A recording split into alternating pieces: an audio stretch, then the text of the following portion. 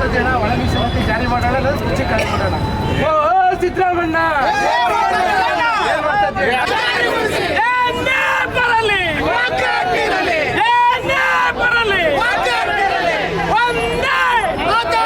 ಖರ್ಗೆಗೆ ಹೇಳಿದಿಕ್ಕಾರ.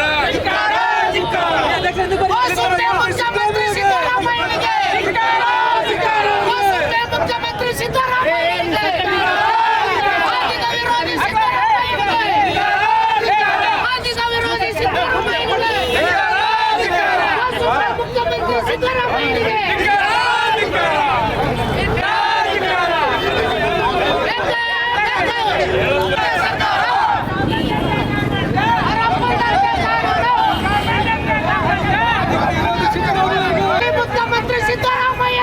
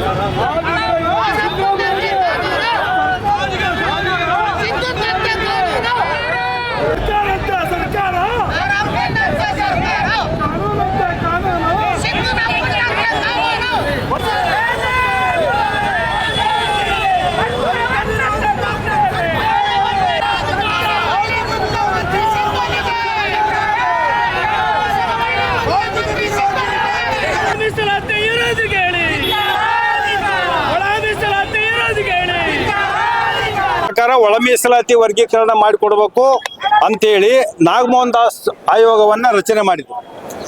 ನಾಗಮೋಹನ್ ದಾಸ್ ರವರ ವರದಿ ಸರ್ಕಾರದ ಹತ್ರ ಇತ್ತು, ರಾಜ್ಯಪಾಲರಿಗೆ ಕಳಿಸಿದ್ರು.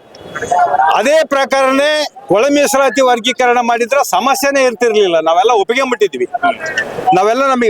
ನಾವು ಈಗ ಅನ್ಯಾಯ ಆದ್ರೂ ಪರವಾಗಿಲ್ಲ ಅಂತೇಳಿ ನಾವೆಲ್ಲರೂ ಒಪ್ಪಿಗೆಂಬಿಟ್ಟಿದ್ವಿ. ಮಾದಿಗ ಸಮಾಜದ, ಈ ರಾಜ್ಯದ ಮಾದಿಗ ಸಮಾಜದಲ್ಲಿ ಎಲ್ಲರೂ ಒಪ್ಪಿಗೆಂಬಿಟ್ಟಿದ್ವಿ. ಇವತ್ತು ಆ ಸರ್ಕಾರದಲ್ಲಿರ್ತಕ್ಕಂಥ ನಮ್ಮ ವಿರೋಧಿಗಳು ದಿಢೀರ್ನೆ ಮೊನ್ನೆ ಸಚಿವ ಸಂಪುಟದಲ್ಲಿ ಇವತ್ತು 6,432 ಹುದ್ದೆಗಳನ್ನ ಹಳೆ ಮೀಸಲಾತಿ ಪ್ರಕಾರ ತುಂಬಿಕಬೇಕು ಅಂತ ಐತಲ್ಲ, ಬಹಳ ಅವೈಜ್ಞಾನಿಕವಾಗಿರ್ತಕ್ಕಂಥ ನಿರ್ಧಾರ. ಈ ಕೂಡಲೇ ಸರ್ಕಾರ ಆ ನಿರ್ಧಾರವನ್ನು ಕೈ ಬಿಡಬೇಕು. ನಾಗಮೋಹನ್ ದಾಸ್ ವರದಿ ಏನೈತಲ್ಲ ಆ ಪ್ರಕಾರನೇ ಒಳ ಮೀಸಲಾತಿ ಜಾರಿ ಆಗ್ಬೇಕು. ಆ ಪ್ರಕಾರನೇ ಹುದ್ದೆಗಳನ್ನ ನೇಮಕ ಮಾಡ್ಕೋಬೇಕು.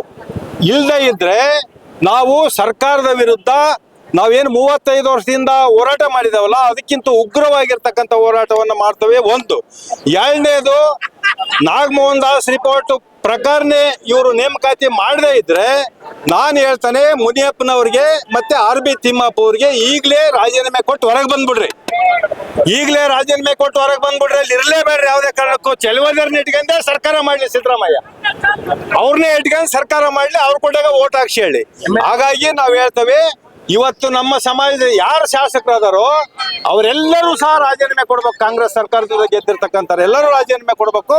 ಮುನಿಯಪ್ಪ ಅವರು, RB ತಿಮ್ಮಪ್ಪ ಅವರು ಇದ್ರ ಹೊಣೆಯನ್ನ ಹೊರಬೇಕು ಅಂತಕ್ಕಂಥದ್ದು ಹೇಳಿ 9ನೇ ತಾರೀಕು ಏನು 6ನೇ ತಾರೀಕು ನಾಳೆ ಬರತಕ್ಕಂಥ ಶುಕ್ರವಾರ ಇದನ್ನು ಖಂಡಿಸಿ ರಾಜ್ಯ ಸರ್ಕಾರದ ವಿರುದ್ಧ ನಾವು ಪ್ರತಿಭಟನೆಯನ್ನ ಮಾಡ್ತೇವೆ. ದಾವಣಗೆರೆ ಬಂದ್ ಅನ್ನ ಕರಿತೇವೆ. ಆ ವಿಚಾರವಾಗಿ ಮತ್ತೆ ಚರ್ಚೆ ಮಾಡ್ತೇವೆ ಅಂತಂದು ಹೇಳ್ತೇನೆ. ಇದೇ ಸರ್ಕಾರನೇ ಅವ್ರನ್ನ